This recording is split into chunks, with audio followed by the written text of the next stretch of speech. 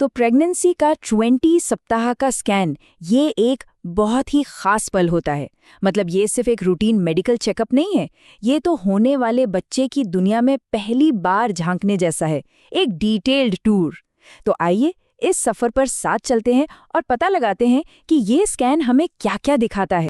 तो सबसे पहला सवाल यही मन में आता है ना कि ये जो एनाटॉमी स्कैन है ये असल में देखता क्या है। देखिए, ये सिर्फ बच्चे के हार्ट बीट सुनने या कुछ तस्वीरें लेने से कहीं ज्यादा है। इसे एक तरह का जासूसी मिशन समझिए, जो बच्चे की सेहत के हर छोटे बड़े पहलू की बारीकी से पड़ताल करता है। अच्छा, तो समझते हैं कि ये है क्या। ये जो 20 सप्ताह का अल्ट्रासाउंड है, ये प्रेगनेंसी के लगभग आधे सफर में, मतलब 18 से 22 हफ्तों के बीच होता है। और इसका मेन मकसद क्या है? इसका मकसद है बच्चे की ग्रोथ और उसके सारे ऑर्गन्स ठीक से बन रहे हैं या नहीं, ये चेक करना। इससे किसी भी तरह की जन्मजात परेशानी का पता लगाया जा सकता है। और सच पूछिए तो प्रेगनेंसी के सफर में ये एक बहुत बड़ा मील का पत्थर है। कई होने वाले पेरेंट्स के लिए तो यही वो लम्हा होता है जब प्रेगनेंसी एकदम रियल लगने लगती है, जब उन्हें पहली बार अपने बच्चे की हेल्थ के बारे में इतनी गहराई से जानकारी मिलती है। तो सवाल ये है कि ये इतना इम्पोर्टेंट क्यों है? भाई इसीलिए क्योंकि ये एक तरह से पूरा बॉडी चेकअप है। सोनोग्राफर बच्चे के दिमाग और रीढ़ की हड्डी जैसी जरूरी चीजों से लेकर उसकी नन्ही नन्ही उंगलियों और पैर की उंगलियों तक सब कुछ देखते हैं। और सिर्फ इतना ही नहीं, वो बच्चे के सपोर्ट सिस्टम मतलब प्लेसेंटा और एमनियोटिक फ्लूइड को भी चेक करते हैं। और यहाँ एक अच्छी खबर भी है।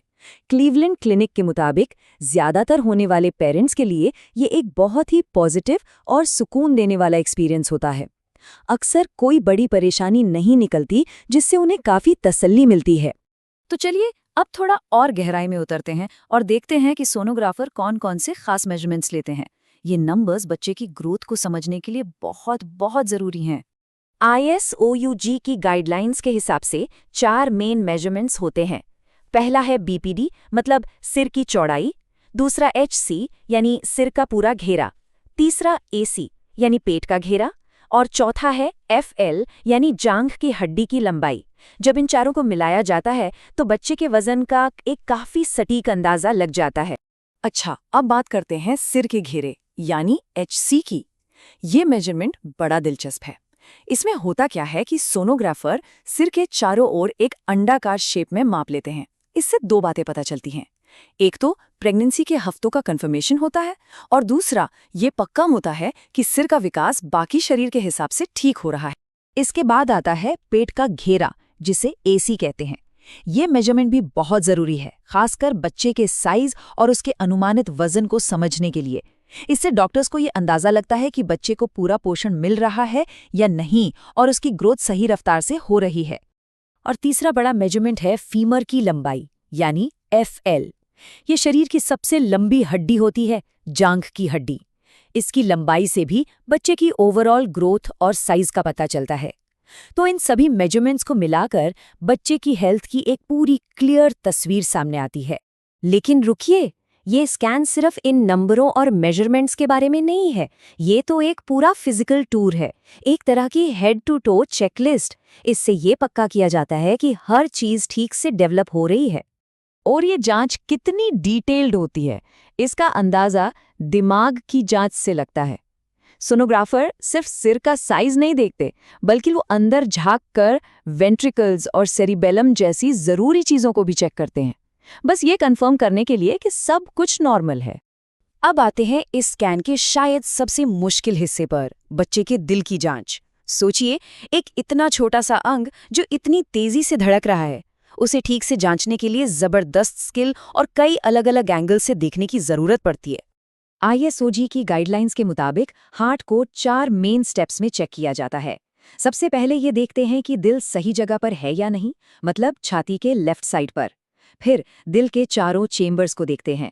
इसके बाद दिल से निकलने वाली बड़ी आर्टरीज की जांच होती है और आखिर में 3 मेन वेसल्स की अलाइनमेंट चेक की जाती है।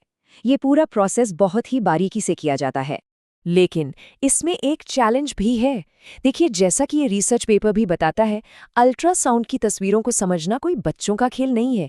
इनमें कई तरह के आर्टिफैक्ट्स या कह लीजिए तकनीकी रुकावटें आ सकती हैं। जैसे कि इमेज में शोर होना या धुंधलापन, जो सही जांच को मुश्किल बना देता है। तो इन तस्वीरों को समझना एक हुनर है, एक कला है, जिसमें सालों का तजुर्बा लगता है। पर जरा सोचिए, क्या हो अगर टेक्नोलॉजी सोनोग्राफर्स की मदद करने के लिए आगे आ जाए और उन्हें एक तरह की सुपर पावर ही दे दे। और बस यहीं से हम अल्ट्रासाउंड के फ्यूचर में कदम रखते हैं। एक ऐसा भविष्य जहां आर्टिफिशियल इंटेलिजेंस यानी एआई एक बहुत बड़ा रोल निभाने वाला है। तो ये सुपर पावर काम कैसे करेगी? देखिए, डीप लर्निंग एल्गोरिदम को हजारों लाखों अल्ट्रासाउंड इमेजेस पर ट्रेन किया जा रहा है। ये सिस्टम्स डॉक्टर्स की मदद कर सकते हैं सही एंगल ढूंढने में, ऑर्गन्स को पहचानने में और यहाँ तक कि खुद ब खुद मेजरमेंट लेने में भी। इस फर्क को ऐसे समझिए, जहां एक सोनोग्राफर को मैन्युअल तरीके से सही व्यू खोजना पड़ता है, एआई उसे ऑटोमेटिकली ढूंढ सकता है। जहां उन्हें अंगों को पहचानना होता है, एआई उन्हें हाईलाइट करके दिखा सकता है। मतलब ये एक जबरदस्त असिस्टेंट टूल है। हाँ, पर एक बात समझना बहुत जरूरी है। इसका मकसद किसी एक्सपर्ट की जगह लेना बिल्कुल नहीं है, बल्कि ये तो इंसानी तजुर्बे और मशीन की प्रिसिशन का एक शानदार कॉम्बिनेशन है। एक ऐसा टूल जो डॉक्टर्स को अपना काम और भी बेहतर और भी सटीक तरीके से करने में मदद करता है। तो सोचिए, 20 हफ्तों का स्कैन, जो कभी बस एक धुंधली सी तस्वीर होती थी, आज जिंदगी में झांकने वाली एक कमाल की डिटेल्ड खिड़की बन चुका है। और एआई के आने से ये और भी पावरफुल होने वाला है। ये हमें सोचने पर मजबूर करता है ना, कि आने वाले वक्त में टेक्नोलॉजी जीवन की इस पहली झलक को और किस किस तरह से बदलने वाली है।